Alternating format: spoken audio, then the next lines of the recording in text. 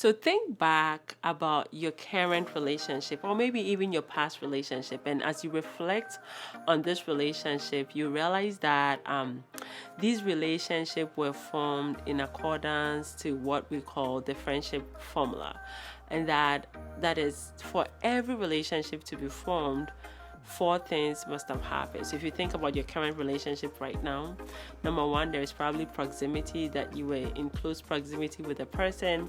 There was frequency. Maybe you were talking to the person a lot, and so you became more intimate with the person. That way you connected emotionally. So there was frequency, which is number two. Number three, there is intensity. Like when you start to talk, you get even deeper. You're able to connect on an even deeper level. So there is intensity. And number four is duration. Like you can get on the phone with this person and you can talk for hours, and that's how you were able to form this relationship. Now, when any relationship is struggling, it is likely that one of these four is out. And when one of these four is out, you know that your relationship needs to be worked on. So for example, if duration is out in, for example, a marriage relationship, like you don't get to talk for a long time, you begin to realize that you're going to be drifting apart.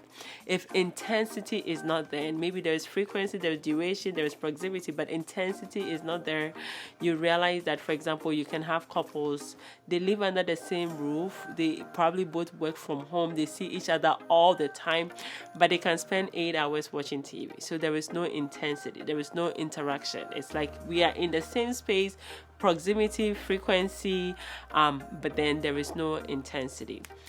Similarly, if you are in any kind of friendship that you're realizing that, okay, this friendship is not serving well, because in 2025, some of you have to break away from certain friends. You are supposed to chop some of your friendship.